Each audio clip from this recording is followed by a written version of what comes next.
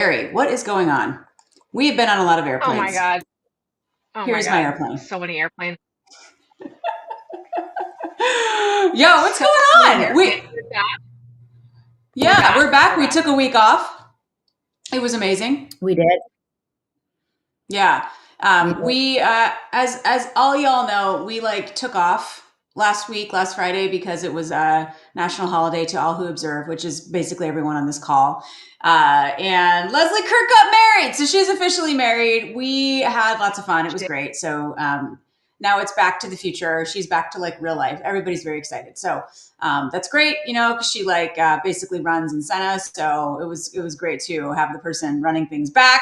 Had an update on finances today. Everything's I think great. she So yeah, I feel like she literally runs in Senna. Like not just actually or basically, like she actually runs in Senna. yeah, like she As the actually does. Like I CEO. don't. Yeah. Just so everybody She knows, like does. I don't even know. I don't even know how to log into our QuickBooks. So like with her like focusing on wedding stuff, like the end of the world was near. So anyway, everything's back to normal now. We're back. It's like We're back. Friday. We're here. Yeah. So anyway, is there anything exciting to talk about before we do our news show? I don't even know. I mean, I became ordained while I I was mean, in Atlanta. Did you know that? No. Yeah, What? Desiree and I were ordained. We are ordained ministers now. Something that happened at the night before Leslie's wedding with Leslie's wedding crew. Yeah. What? How? Yeah. How? Okay. I All don't right. know the That's guy great to that was know. married. Yeah. There you go. No, I It didn't. was I so was not aware that interesting. happened. What time of the morning was that? Like 1 a.m. ish. Well, that's good to know. So, anyone, if anyone's looking for a minister, it sounds like both Desiree Lindsay and Melissa Danino are in fact ordained. We have Jenny Blumenthal I here. would Oh my encourage God! you I would encourage you to get married and have both of them marry you. That would be my recommendation. I think that would be amazing. If I were ever going to get married again, I would ask them to marry me. It would be very entertaining. So just support Thank you. that. I have Oh, documentation and everything. Definitely. lots of options. So that's fantastic. All right. Okay. We're going to do our news show. And then we do have two special guests, only one of whom is here. The other one is traveling. We're not sure. You know It'll what? be fine. As usual, this is just going to be great. Okay. So, Lisa, we did take a week off. So some of this news is like not new news, but some of it Yeah. is moderately new. So there's been like a lot of talk lately about all these new screenings or like moving ages that we catch cancer sooner. And then, as everybody knows, there's been an increase or a spike in the percentage of young people diagnosed with cancer, which is like, I mean, everybody knows how I feel about math. Knocking on Yeah. wood. Knocking on wood. But yes, Like, if you increase the amount of screenings, the amount of people diagnosed will also increase. This is a not new phenomenon in public health, and it's why they make these decisions. So the panel here is the Preventative Health Services Task Force. I want to say I'm pretty good with acronyms, as you know, it's one of my specialties. yeah. And Mm-hmm. Mm-hmm. they recommend like what should be covered under the Affordable Care Act for various insurers, for most insurers in the US. So like if they say this should be covered, then it has to be covered at no extra cost to people. And unfortunately, very unfortunately, in my opinion, they did recommend that the age of first mammogram go down to 40, which it was previously, then up to 50, and then down to 40 again, and here we are. So that's good-ish, depending on your perspective. More screening means more diagnoses, maybe more lives saved, maybe asterisk on maybe. And also, what they didn't agree with was additional targeted screening for women with dense breast tissue. And when you have dense breast tissue, as a lot of women do, especially younger women, you can pretty much almost guarantee you're going to get an inconclusive finding in your first mammogram screening. And there's a standard of care in like everywhere else, basically, to do additional like 3D mammograms or like ultrasounds. And the way the US works is, surprise, it's money. And so what they do is they say like, great for coming in for your mammogram. Come back and pay us this time so you can get an additional diagnostic mammogram.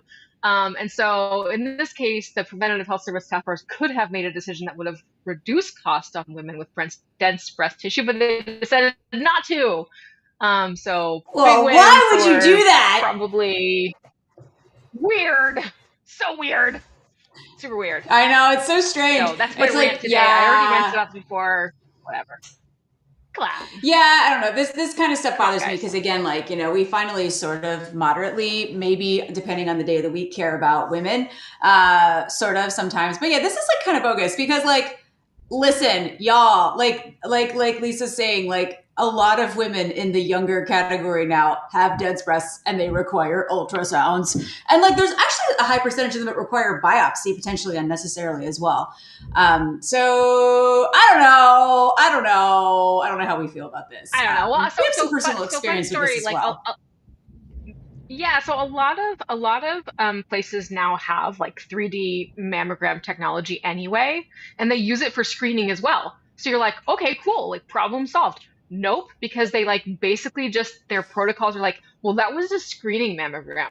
This is a diagnostic mammogram, and you're like, but it's the same equipment. So what happened? Could you just have like looked at it then and been like, hang on, let's take another look or whatever, like squish your boob in there. By the way, if you don't have boobs, congratulations, because what they do here is they just like squish them together and make as flat of a pancake as they can, which is just as difficult as it sounds and just as uncomfortable as it sounds.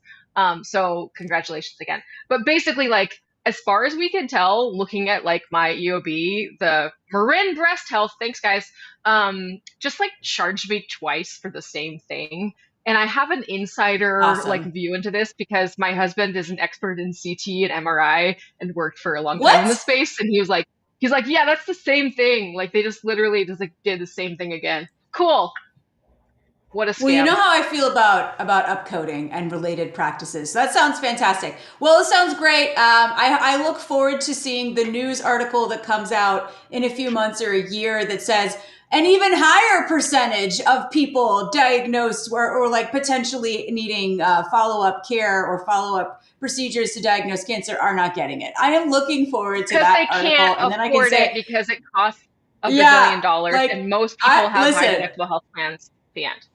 I cannot wait. I cannot wait. Because the other thing is like, so like I have been told, right? I'm 41. I have not yet gotten my mammogram. Oh my God. No one tell anyone. It's time. But I've like straight up been, I have been told by my PCP, my gynecologist, well, basically just those two. And they're like, you will need an ultrasound. Like, the situation is is as such, right? And like, listen, I'm not even freaking going. I'm like not even going to do it. So I am going to be a part of that news article. I hope it's somewhere great like the New York Times. I'm looking forward to having it here as a little cutoff. So anyway, God bless America. God bless our healthcare system. Looking forward to it. Okay. Oh yeah. So the next two here are about, basically, I don't know if you guys have followed the news, but basically the telehealth industry. Telehealth is over. It's what I hear on the internet. Like it's over now. So yeah, I think this is like so dumb. Okay, so like whatever. These companies shut down their telehealth practices or telehealth arms or wings or whatever the fuck. But like you guys, like most of these, like all, do you know how many telehealth companies like spun up in the frothy times of the pandemic? Like 100 million thousand, like so many. And they all got funded somehow. Money is cheap, and you can create a telehealth company. Right. Money is cheap, and you can create a new telehealth care company in like 5 minutes with a template, probably. And in fact, there's like a ton of these like enablement companies for telehealth care companies. So you could do like 2 minutes. It was great. Didn't you make up a specialty telehealth company on one of our last talk shows? Like, what was it for? Was it something like very specific? I can't remember. We were making fun of this probably as well. Like, I can't remember. Like me.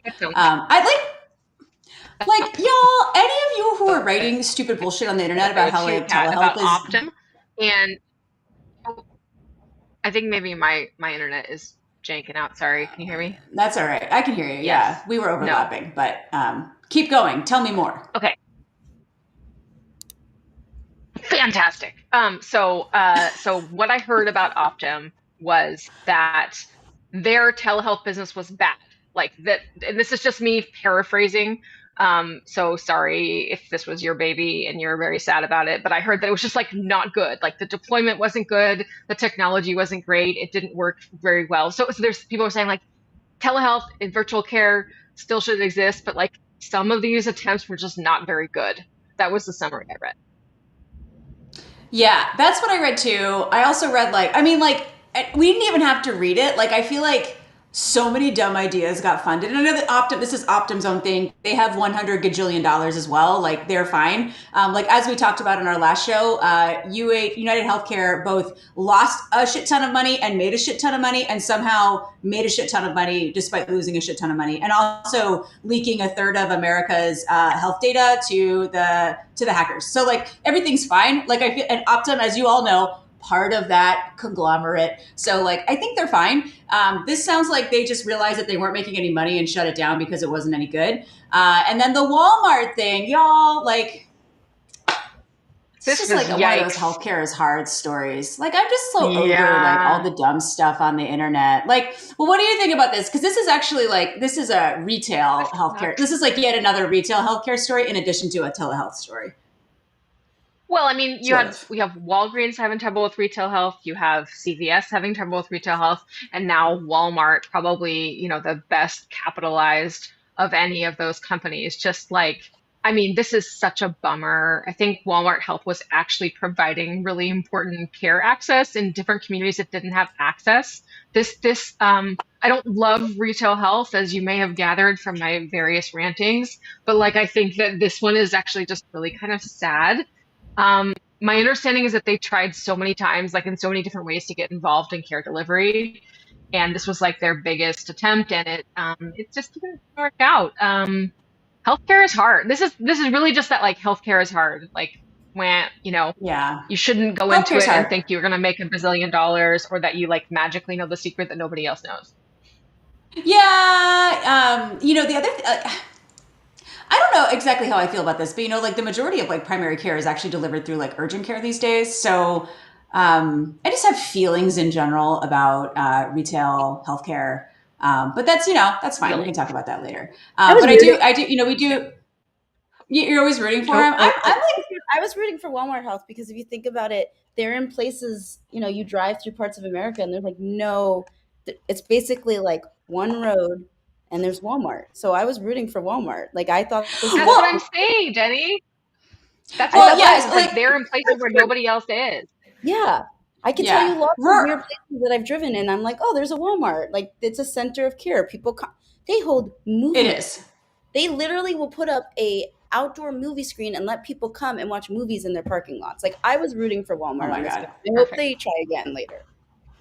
Oh my God. Well, that's what I thought too, because like everybody knows I love rural America, and like, listen, there are a lot of WalMarts there, but yeah, I guess it wasn't working. By the way, everyone, as you can see here, Jenny Blumenthal is one of our guests Who's today. Jenny? It should surprise absolutely none of you that Jenny just showed up before her time slot, so we're just going to keep her here. She can comment with us. What does everybody think about United Health This and their this this their fucking amazing? guy. That's what I think. This fucking guy. This fucking guy.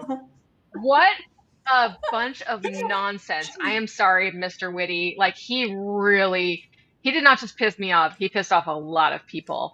I mean, they're basically like, we're gonna do whatever it takes to make it right. You can't make it right. You literally already like almost bankrupted small providers. You also already lost at least a third of Americans' healthcare data. You can't make this right. It's gone. My data is for sure out there. If it wasn't already fully for sale, it's fully for sale. Like, give me a break. This is ridiculous. I mean, like, what are they going to do to make it right? What are they going to do? What's the plan? Yeah, well, I Anybody? think that they're going to do credit monitoring, what was the response? It's akin to hopes and prayers. That's so amazing. Oh my God, so good. It doesn't even matter. Your data is already gone, and it's gone because they, for whatever reason, when they did this transition to Change Healthcare, either Change didn't have MFA, which is multi-factor authentication, or they like turned it off to like hand over the keys to United. I don't really know how that works, but I guess it's what they're like, somebody turn off MFA so we can hand it over to United. And they've never turned it back on or whatever. I heard that it was a Citrix portal, which is like the most like cringy, like very dangerous, like insecure way to provide remote access to a critical system from like, I don't know, when did Citrix portals come out? 40 years ago? Give me a break. Probably. This sucks. So, okay, so like okay, I don't know if you guys know this. Back This when I was was very like 12, depressing. aka Kat. 26. I'm very depressed. I'm depressed. I no, but I'm like trying to like say some nice things about the other side here, right? Because I'm like, trying to do some things. So when I was like 26, I was embedded in MDon, the MDon account at the consultancy I was with, which has since been sold, and as has MDon. And like, so MDon became Change Healthcare and all that stuff, right? Mergers and all that. Right. And like a lot of the switch, the revenue cycle switch that the clearinghouse that we're talking about here, was like I worked on that, right? Like I visited the data center. All we ever talked about was security. Now I was a PR girl, so I believed whatever the hell they told me, and then I told the media everything that they told me, right? So like I really believed that they had their shit together, and so like I'm actually looking at all these stories like, are you freaking serious? Now this was, years ago, so maybe like you said, they just like turned it off so they could do some stuff, but like it does seem quite bad. So yeah, but the moment here too is like if you've ever had to like change like phones or something, you literally have to turn off multi-factor authentication to be able to change your phone and then reset it up. I'm making it sound very simple because that's a consumer perspective, but I'm 99.9% sure that's what happened. They're like, somebody turn off multi-factor authentication so that this guy can, so that United can bring it into their system. They never turn it back on. I'm sure. Okay. What do you think should happen? What do you think should happen to Mr. Whitty and United? Prison. Just like Elizabeth Holmes. He won't go to prison. He won't. Look at him. He's not going to prison. No. That guy's not going to prison. He's not going to prison. He's not going. All right. Okay. What else do we got here? We got to blaze through here. I'm going to say nothing. Yeah. We don't know what Jenny's PR team has cleared her to say today, so we'll see what happens. All right. So last week when we were off. Just to be totally clear, I do not believe in the carceral state. He should not go to prison. Just pay all of his money to causes I care about. Thank you. Oh my God. Okay. Friend of the show is in the comments here, but okay. Last week, while Risa reads that comment from her socialist friend, Scott Stewie, last week we released, just so everybody sees again, we released, that I feel like we were the first to announce this podcast, which was a great honor. Shannon West, has a new podcast out. She is the chief product officer of Datavant. As you all know, she's basically an American hero. And they just released this podcast, Longitudinal, and her first guest was President Anish Chopra. So, it was pretty good. Like I listened to it. So you guys all should too. I'm sure all of you did. I'm looking forward to going onto the Vimeo accounts and seeing if we in fact did get 1,000 people to listen to this podcast. In my heart, we did. And then next week, surprise. So Lisa and I are on the board. Well, I'm like the CEO. Lisa's like on the board. She's technically my boss of Zoria Foundation. We give out cash grants to women working in healthcare roles for childcare.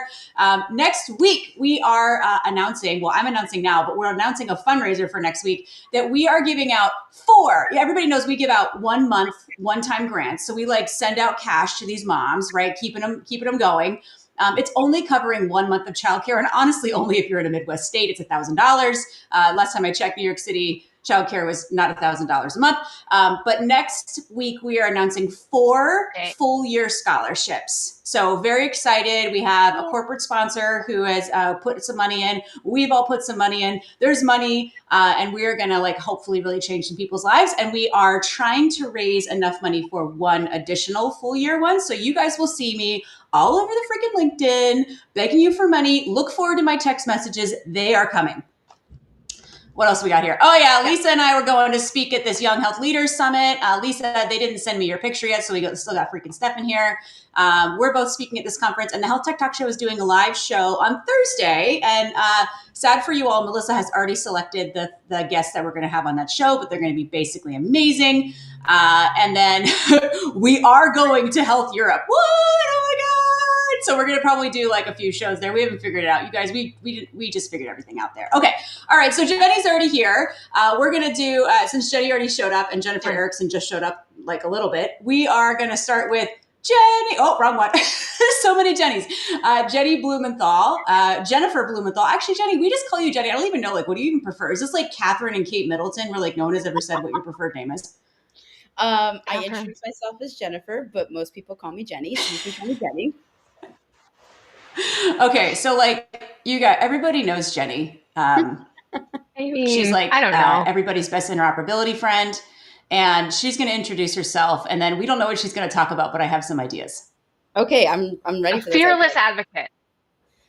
Jenny. Hi, my name's Jennifer Blumenthal, but everybody calls me Jenny. I was previously the co-founder of OneRecord, which allowed you as a consumer to access and aggregate your healthcare data. OneRecord was acquired about a year and a half ago, and now I'm still running the product line, but I'm expanding it beyond the consumer use case. Nice. So how do you feel about the national networks, Jenny? I feel about the national networks. Well, I think the national networks could be successful. I think they're going through a turbulent moment. And that turbulent moment really comes down to governance and operations. There's one thing to write policies into law, TEFCA, or anything else under 21st Century Cures Act, and there's a difference of running and operating a national network at scale across many networks. That's really a very nice way to say what I'm saying right now. I'm going to let you just dig into that. Yeah, I mean, I do think so. As you know, Jenny, one of my biggest rants is the idea that a lot of these laws and regulations are built around this chassis of patient access, or implied chassis of patient access. Hey, the underpinning of all this is that patients should be able to access their data, and we're doing stuff to make it easier for them to do that. And then when you look on the ground in reality, you're like, well, wait a minute. As we know, patients very much struggle to access their data. And really, a lot of the use cases are very much B2B. I don't think there's anything wrong with that per se, but I think we should be honest about what we're doing here, which is trying to enable data to move for business to business purposes versus saying it's all about patients, but then not doing anything to make it easier for patients to access their data in reality, not in writing or fun stories or presentations, but in reality. If you want to go down that route, yeah, I mean, 100% agree with you. So just for background, I feel like if you've never heard me talk, I talk about this topic a lot, is patient access. So for the audience, when we hear the word patient access, there's a couple different terms you can use. You can say patient access, patient request, individual access services, consumer-directed exchange, patient-mediated. All this means that the consumer has the ability to pull their data from a covered entity and then use it the way they want to use it, whether they want to create a women's health app or they want to share their data with a research organization or whatever they want to do with it. Your sound's a little bit messed up, just so you know. Can you hear us okay? It's a little bit, we're getting some fuzzy sound. Can you hear me right now? It might be. I hear it too. It's like, yeah. Can you hear me now? It's just we can hear you, but there's some fun background noise. There's nothing here.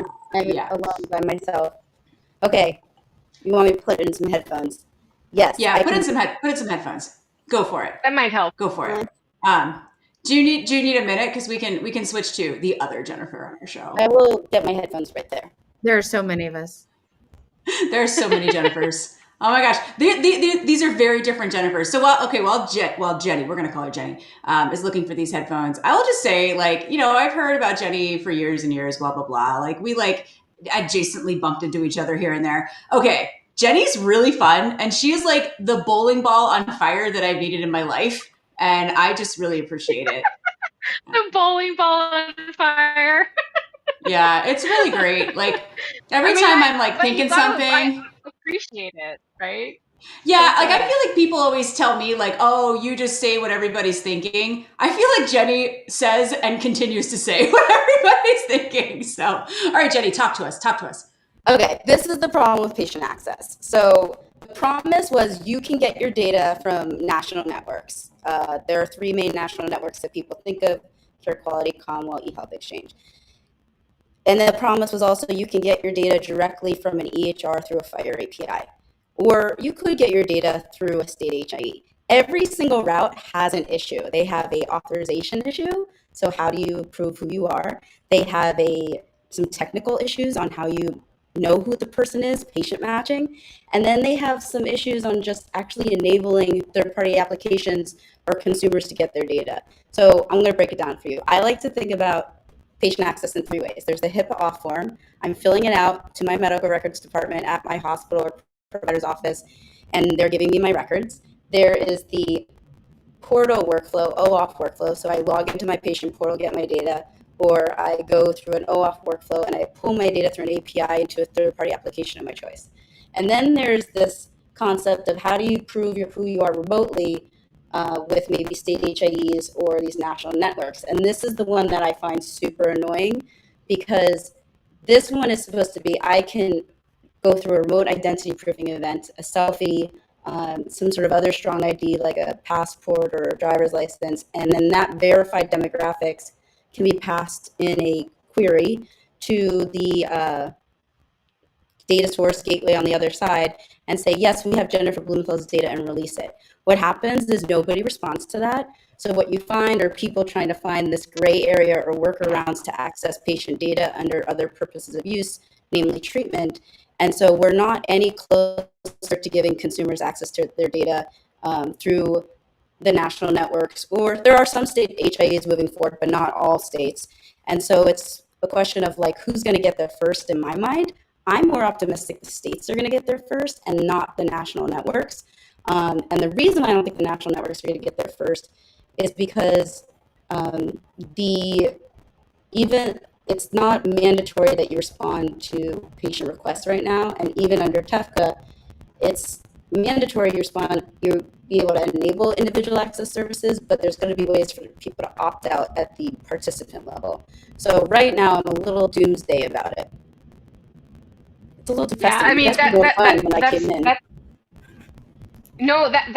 but that's exactly it, right? Is that, and I, obviously I have my own biases, some of which people know about, but I would say I would also expect states to get there sooner, mostly because there's a history of states, in particular state designated, fuzzy word, designated HIEs being held to more stringent and more specific requirements or regulations than the rest of the market. And good and bad, there's all kinds of reasons for that. But, if somebody in a state or a state government says like, we're going to prioritize this, and they're going to say like, if you want to get money from us, you got to do this, and they'll do it. But I think the lobbying piece around, and we all know who did it, who around not requiring a response to those individual access requests is a really significant change. Who did it, Lisa? Who did it? Well, it starts with an E. Up there, the best lobbyist in the world. Congratulations. Objectively impressive, by the way. Just so we're all clear. Objectively the best lobbyist in the world. Most successful. I mean, no shade, right? They're protecting their interests, right? Lisa, I've kind of talked about this before to you, but this is a great moment. I'm going to use this moment. So here's my theories. Let's talk about my theories. So I've had a bunch of states come to me in the past year and be like, hey, we want you to connect your third-party app to us. And what I've noticed is a bunch of states standing up FHIR APIs, which I'm really excited about, which means they're making a really simplified REST API that I can connect to, which reduces my integration costs.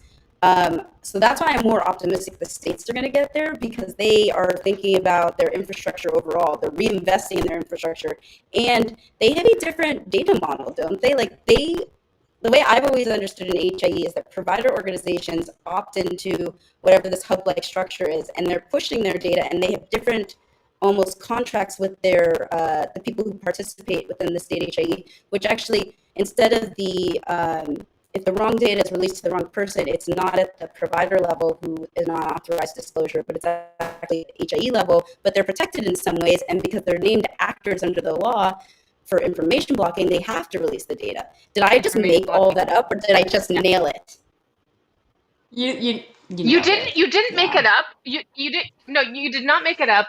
But I will say, one thing I want to make sure people understand is that it is not illegal to charge money for access under information blocking. It's one of the exceptions, right? You can charge reasonable fees. There are other reasons why there are legitimate exceptions. There are reasons why the answer isn't just like information blocking. But I will say, like, most of the HIs that I know and work with are like, we do not want to be like breaking the law. Like, we want to provide data where it needs to be provided. So they're not pushing back too hard on that. Sorry, that's where trash man just came out. I like to think about Cures Act, where it's like, okay, there's the ONC side of the rule, and there's the policy part, which is information blocking, the exceptions, the actors, and then there's the technical part, which really goes down to certified technology. And I think that was like a little bit of a miss in Cures Act because it's really specific for EHR vendors. It's not specific for HIEs, HINs, and TEFCA's voluntary. So there's this kind of like, well, how do you make this work? So what I'm seeing in the space is one, HIEs taking their data, putting it into a FHIR store, exposing a FHIR API, and figuring out how to do identity. They're looking at the payers on the CMS side of the rule who had to do this and stand up patient access APIs, because a lot of times there's a relationship between state Medicaid and the HIE, and they're thinking about, okay, well, let's see what they did with those CMS APIs. So I'm really optimistic about the HIEs getting there faster. And honestly, from a consumer experience, it is so much nicer to say to a consumer, hey, Right. do you want to search by your state or do you want to search by your location? Like, I can work with that. That's something to work with. And also, if you think about it, if I only have to do, how many HIEs are there in the country? Well, there's more than 50, but there are less than 50 who are statewide. There are also lots of mergers and affiliations and things happening. So it's between 50 and 70 right now who are qualified, like working actively today. They're not all statewide. Many of If them I are. only had to maintain 70 APIs at the top, that's amazing compared to how many. You'd be happy.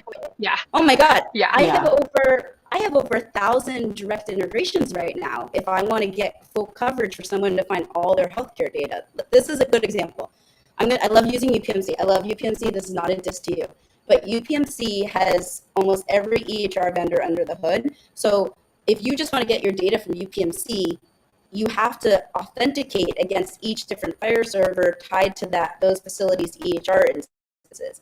And you have to know that there's a difference, right? Unless they've used an internal HIE to make sure that all the data is routed to all the different EHR instances. I'm thinking low probability of that. Actually, HCA did that. They did a really good job because they stood their own FHIR API on top of their internal HIE. So go HCA. But this is the problem with the national networks and TEFCA right now. They can solve this if they listen to me. So right now, Listen, Jenny, if you want to listen to Jenny. Jenny for president. Jenny. Of interoperability. The problem with patient access on the national networks, number one, nobody responds. So you can't crawl, walk, run if we're not even crawling, right? You have nobody responding. We have this little work group where one HIE showed up. Thank God that HIE showed up. But otherwise, like it's not enough. The people who built the network aren't there. Number two is everybody keeps talking about, and I get these terms confused, so just help me through this. FHIR at scale, facilitated FHIR, dynamic registration, and I don't think people know what these terms mean. So dynamic registration would solve my developer problem of having to register against every single FHIR server there is, but not every FHIR server participates in the national network, so it doesn't really solve my problem. Number two is this idea of a facilitated FHIR knowing where a patient is, and so it pings those FHIR servers and you don't have to go looking for it. Number three is, how do we use this web-based APIs to change the national exchange from traditional IHE-based exchange, document exchange, to FHIR-based exchange. This is a big lift, and a lot of the people who are deciding the future of this, I don't think they've worked with FHIR in production environments. I think they've only worked with it but Jenny, not many people have worked with FHIR in production, like overall. Because crazy. That's the thing is like I hear what you're saying, and you're totally right, but also like not many people have. And while I appreciate that, the RCE and ONC are like, okay, even though they should have not launched without FHIR being part of the common agreement, like they did anyway. And now they're like, we're gonna version two, it's gonna be, there's not much in it yet. And those details also aren't public because those are all being done in the private work groups, moving up to the sort of publication of like the actual FHIR guidelines for how they're actually going to manage located FHIR. Yeah, like, can we make this public? But not many people have worked with it. And also, Jenny, if you look across the landscape, not many of the sub-participants are ready for that at all. And so a lot of it's going to be those infrastructure layers, like abstracting it up and making a FHIR API available. But there's a ton of work to do between like here, all the different places, and like up here. And, it's taking time, right? There's not a lot of people who do that work today. I will note that a friend of the show who is definitely not a socialist, Scott Stewie, I promise he's really not. Anybody who used to work at Cerner cannot be a socialist. Is he says direct HIEs and direct trust are data holders themselves, or direct trust HIEs are data holders themselves. It's much easier than providing access to a federated set of sources, like what you were saying, Jenny. Like it just Yeah. makes life easier for all the different downstream partners. I just want like a picture for everybody, because I think when they think, okay, like, what people don't understand when we talk about where the data lives, there are where somebody pushes data into one place and they have special relationships and contracts, and they have a little bit more flexibility in how they give people access, versus when data lives maybe within a cloud environment of an EHR vendor, or on-prem with the client side of that EHR vendor, or hybrid. There are all these different ways that where the data lives, they have to figure out how to get it. But the big issue for me for the national networks is just, I really just feel like there's a difference between writing policy and then putting something into implementation, and then it operating like how a regular business operates, Yes. right? Like operations Yeah. is very critical to success of any of this. And this isn't just on the national networks. Like I can tell the difference between a well-run organization by how they put out their developer docs, how they respond to requests around their Fire servers. And I'm talking a lot about Fire because it's something I think people are more familiar with.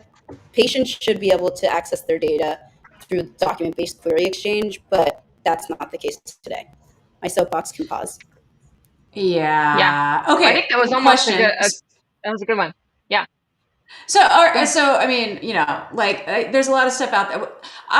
Okay, this is why this show is like kind of great, because like everyone like actually does work, right? Like as you guys know, we don't make money off of this show. So like we actually, like Lisa and I like do data stuff all the time and everything like that. And like one of you touched on this, Jenny, like one of the most painful things in my life is when like some new regulation comes out or whatever the hell, and like every private sector company that can't afford a large lobbying group that like made that regulation happen, we all just go like, son of a bitch, right? Because like it's like the implementation of that thing wastes so much money. It goes in those weird directions, right? It's like so painful. So my question for you is like, is this like a policy problem or is this a technology problem? Because it sounds like you have a way to, like, you've kind of worked around and figured out a way that it might work with HIUs, and there's a way we can just get this done without any sort of big policy lift.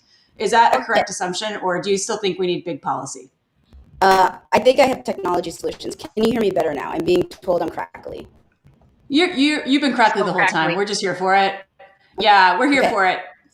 So to Lisa, this is gonna be a question for you. So something I don't understand right now let's just use HIEs as an example. HIEs could take their data, map it to, into a Fire model, and map it to US Core, and make those Fire resources available, right? What I don't understand is the identity bit. So do HIEs have better patient matching logic than EHRs?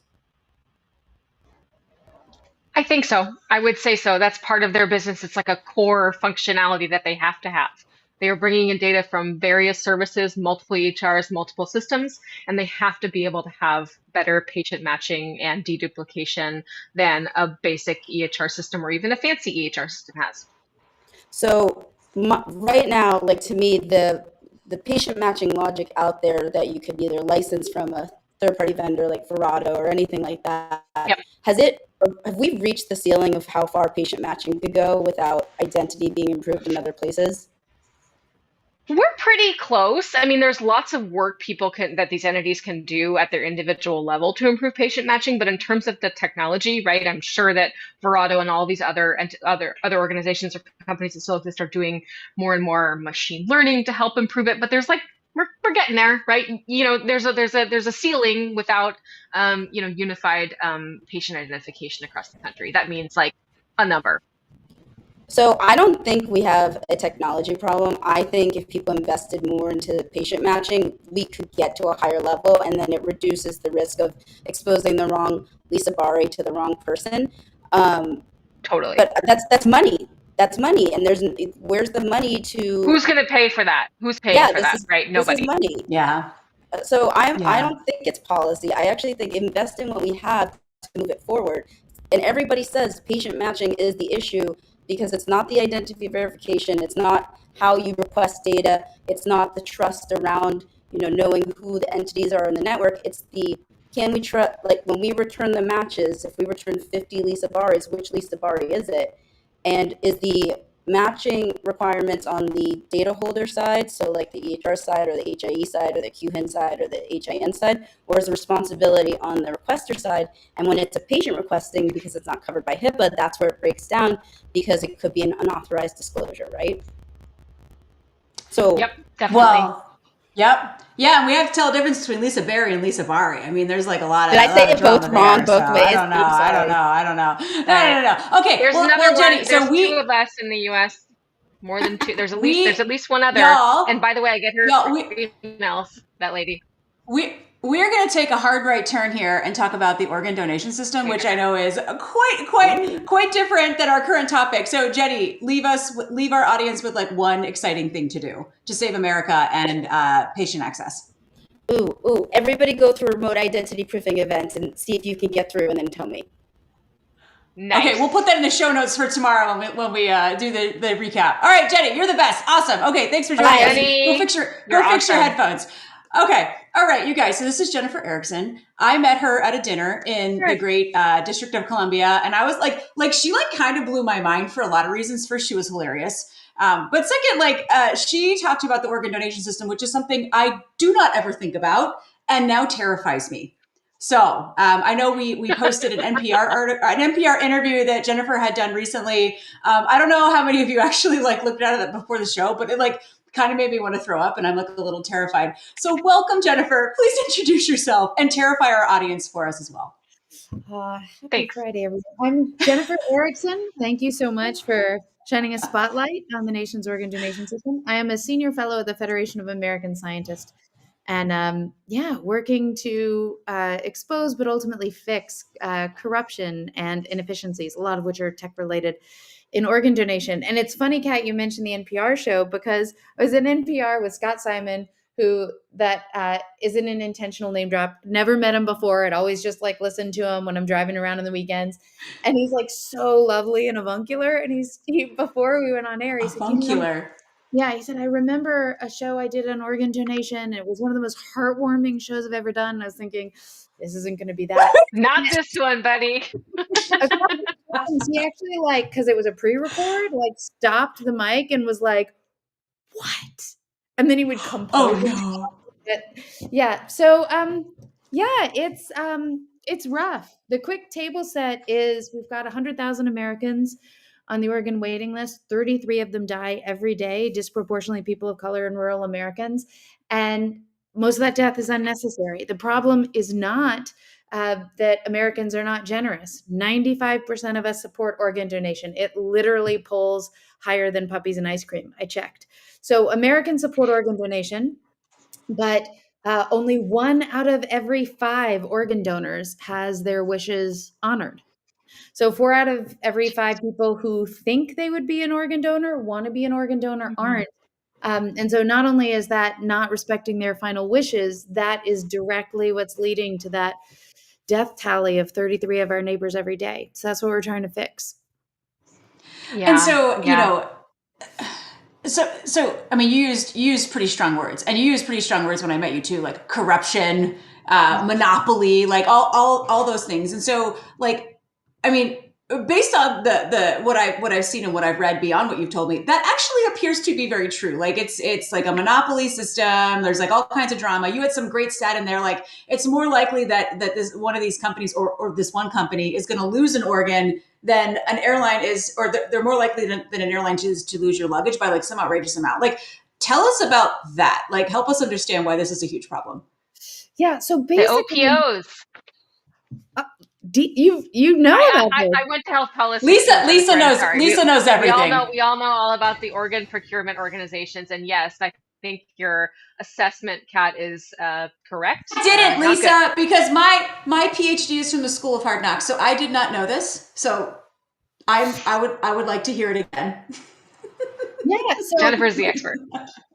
Quick history lesson. If we go back to the 80s, in the 80s, that's when immunosuppression came online. So then it didn't have to be twin brother donating to twin brother. Strangers could do it to each other. And so Congress, in a fit of bipartisanship, developed the modern organ donation system in legislation.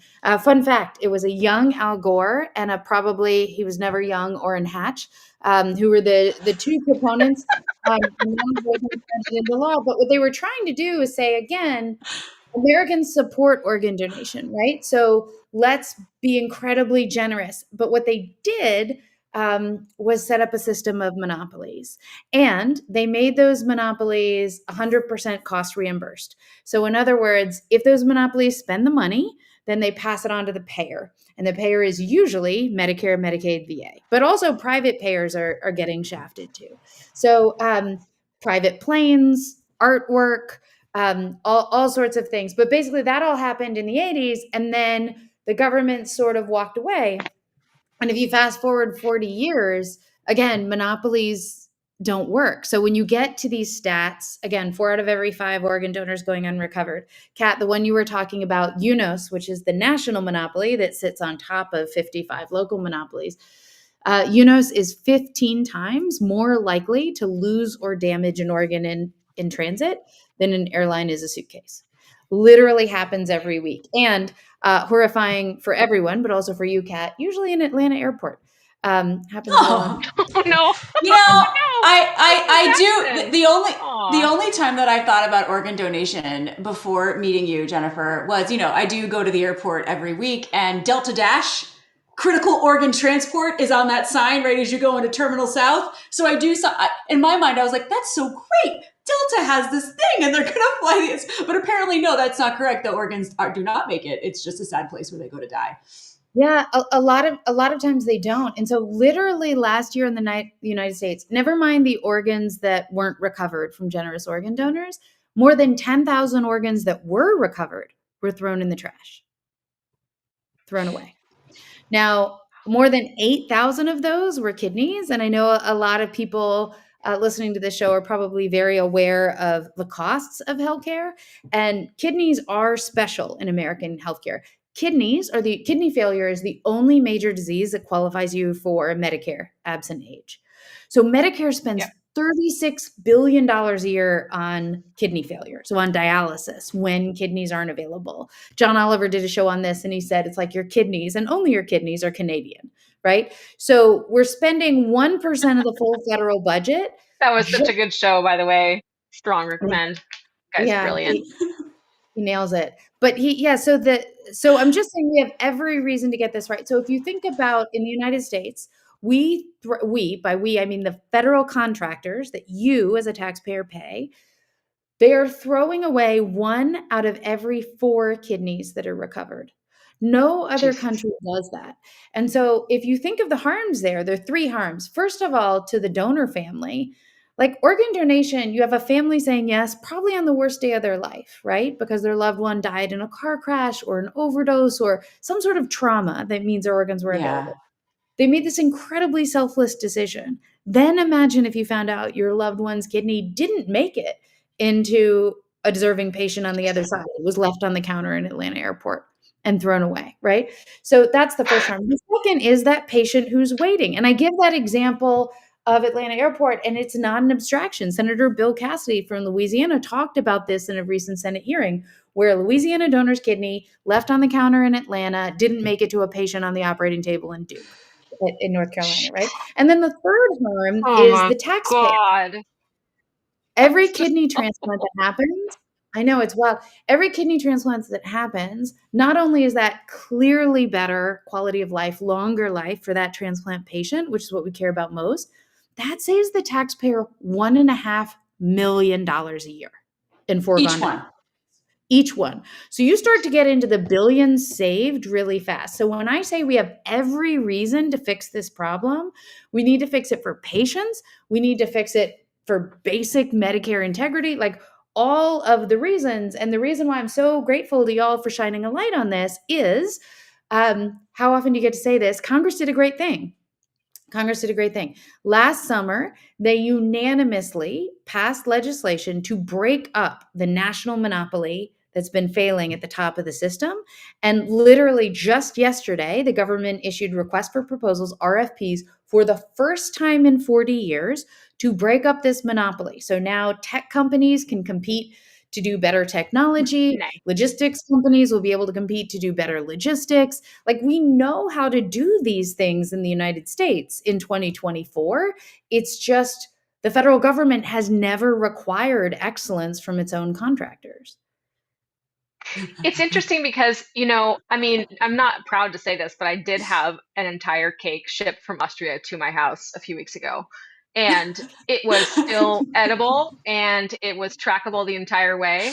And it went from Vienna to my house in Northern California in like 3 days, and I could track it the whole way. So I feel like if somebody can send a cake from Vienna to California, we should be able to appropriately and much more quickly send an organ from one US city to another, right? Yes. Feels like possible. Feels like doable. For sure. And just for the folks listening in your network on the tech side, the technology that runs this system would blow your mind. It's been under 2 bipartisan investigations, Senate Ouch. Finance and Energy and Commerce. They had a recent data breach right before the holidays, 1.5 million patient records. And we'll talk Shocker. about, Oh, I'm when you shocked talk to hear about, that it had a data breach. What a surprise. I know, but when you think about it, like organ patients' data breach, I mean, you're talking next of kin information, sexual mental health history. I mean, it is everything. Turns out the Wow. encryption algorithm that the national contractor until very recently was using was from 1996. So it Yeah. was SSL3. This is like, okay, like, holy shit. Okay, so like, one of the reasons this is like look at Lisa, she's dying. So okay, like we're over here like talking about like some shitty companies not doing great at security, all that, whatever. So how did this happen so long? And what was the push that like got the bipartisan support to get rid of the system, the monopoly? Like what happened here? Yeah. Was it you? There was a small group of dedicated people, including shout out to Chuck Grassley, who's been trying to fix this since 2005. But I think this is my theory of the case of how this stayed broken so long is 2 things. One, the halo effect. People feel great about organ donation, right? And so they haven't like picked up a lot of rocks. And if you say people are dying every day for lack of available transplants, you would assume like, well, of course, organs are precious and rare, right? And none of us want to see more motorcycle crashes or anything. I mean, my father died of organ failure. That's how I got involved in this. And I started off thinking like, let's back 3D printing. Let's get into xenotransplants, and all those things are important. But I was taking as fixed the current organ supply, right? I was like, let's see what we can do with pigs because, and this is exciting technology, but because like clearly we don't want more people dying in organ donation eligible ways. I didn't know that organs weren't being recovered, especially from Black families. By the way, the organ procurement organizations are only 50% as likely to even turn up at a hospital and talk to a Black family as a white family. So, I wasn't aware of these massive iniquities before you even get to the ways that the tech and the logistics fail. And then Greg Siegel, who is CEO of patient advocacy group Organize, his father waited 5 years for a heart. And he brought the data to the Obama White House. And that's when the scale sort of fell from our eyes. And we realized it doesn't have to be like this. And, government's a hard slog. So 8 short years later, we're finally breaking up the monopoly. But it was, I'm so grateful to the bipartisan members who stuck together. Because if you think about it, it's a fever dream for both political parties of everything that's worse in government, right? It's taxpayer funded, it's private entities that are quasi-governmental and have had no accountability. Like, here's the kicker. I mentioned there's the one national monopoly and the 55 locals. They got their contracts in the 1980s. None of them, not one, have ever lost a contract. None of them, not one, until this latest round of RFPs issued yesterday, has ever had to compete for a government contract. Oh my goodness. We gave out these sinecures. That's great business. I mean, literally People have gone to federal prison for kickback schemes in organ donation, but don't worry, their organization didn't lose a contract, right? Racist provision of care, RICO Wild. case, like, and literally because they're 100% taxpayer funded, like not only that, when they screw up and harm a family, they can even then pay off that family, get them to sign NDAs. Like it's a taxpayer funded Wow. catch and kill situation, which is Wow. just, and so it's what's so mind blowing why I haven't been able to walk away from it is because I honestly believe, at the risk of sounding naive, if Americans knew what was happening, it could not Right. continue. This isn't, Right. you know, Wow. a lot of things in healthcare, right? They're really contentious. Like they're political, they're expensive. Who's going to take the side of like actually 15 times more likely to lose a kidney is all right than a suitcase, right? Who's going to take the side of encryption algorithms can be 25 years old? Who's going to take the side of, I mean, literally the system that matches organs around the country goes down regularly for up to 2 to 3 hours at a time. Now, every organ is on a clock. My Wi-Fi has never gone down for 2 hours at a time. And if it did, the only thing that would happen is it'd be marginally harder for me to play Wordle, right? Like it wouldn't mean lungs didn't make it to a kid with cystic fibrosis. So Right. I really, why did it change? I think because a small group of people brought the data to bipartisan members of Congress, and enough of them were willing to look at it. Chuck Grassley, Ron Wyden, Elizabeth Warren, Bill Cassidy, Katie Porter, Larry Bouchon, Robin Kelly, who has a leadership position in the Congressional Black Caucus, and say, wait, my constituents, people I know, have died waiting and they didn't have to. That's not okay. And where should we Yeah. start? With the government's own contractors, because the insult to the injury is we're paying for it. Right. I'm paying a Here lot of we money are, for it. Lisa. And also the data. Yeah, the data, you know, and I'm sure, you know, it's going to be a long road to even hold these organizations, these companies responsible based on their own data, right? They should be doing pay for performance. They should be improving. They should be held to account when they lose organs or when they fail to match or when they fail to pick up something that's out there. So, I mean, this will be interesting to see how it goes. Definitely something to watch to see how the RFPs go, for sure. Yeah. So what do you think the outcome's going to be? Do you think we'll see different vendors selected? Like, are there people stepping up to the plate, or is it still one of those things where it's like, nah? I hope we will. I mean, literally the RFPs went out yesterday. So my huge ask is for anyone who seems remotely interested, if they think they or their organization has a skill they can bring to bear on this, or they're willing to share it with their networks. I mean, the only way you beat a bad actor is with a more competent one, right? So I have no doubt that in open and fair, transparent competition, there are companies in the United States that cannot lose organs, that can use non-30-year-old encryption algorithms. They can do all of these things, but we need them to show up. And I will say, like, the only downside of things being this broken is someone can actually come in and fix it. And for scale, the data shows that in the United States, we shouldn't need to have a waiting list for livers, hearts, or lungs within 3 years. And the kidney waiting list should come way down. And so, like, there is a huge prize in that. There is a you can count the lives you helped save prize. And so Right. for personal satisfaction, for, you know, we talk about turnarounds, like, oh my gosh, like come in and be part of the solution. And I will just give one example. When I say this can change quickly, done a lot of oversight work, including with Senator Todd Young, a Republican from Indiana who lost a friend waiting for a heart.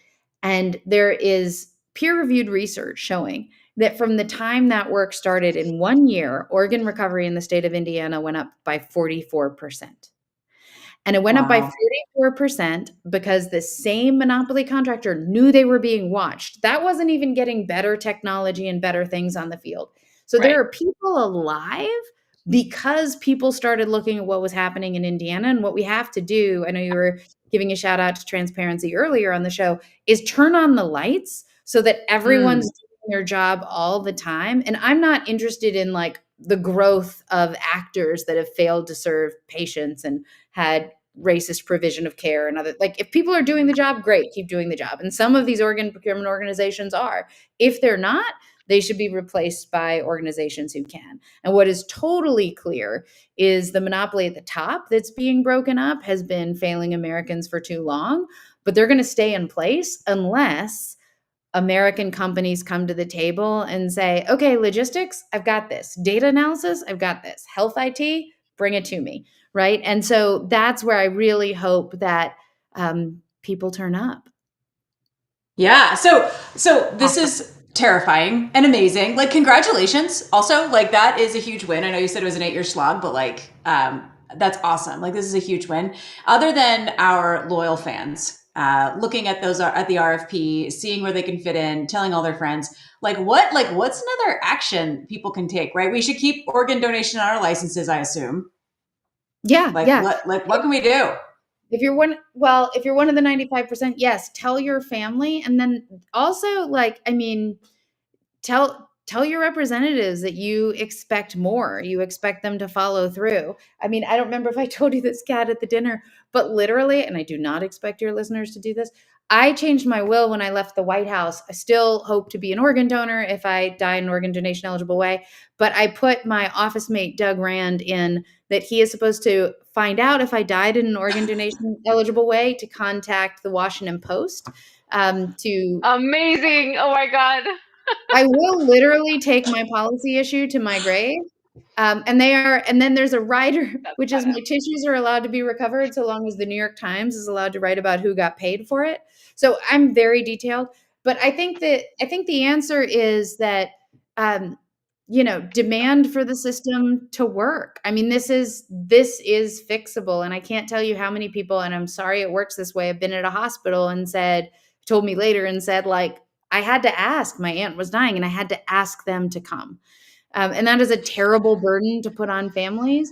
But I would just say, if you care about an organ donation, and most of us do, like, tell everyone that is your wish, and then tell your representatives you expect the system to work. That's awesome. Well, as usual, our favorite thing to say at the end of shows with call to actions is write to your Congress people. And also potentially reach out to Jennifer if you would like to copy her adaptable blueprint for her will, if you also care about this as much as she does. So yeah, that's awesome. Jennifer, thank you. I know you're on the road. Thank you for joining us. Jennifer, Jennifer, thank you for telling us all the things. This is awesome. Thank you guys so much. And we'll have a great show recap tomorrow. And everybody follow Jennifer and Jennifer. It's going to be great. Amazing. All right. Thanks, Jennifer. Happy weekend. Thanks. Talk to you later. Thanks.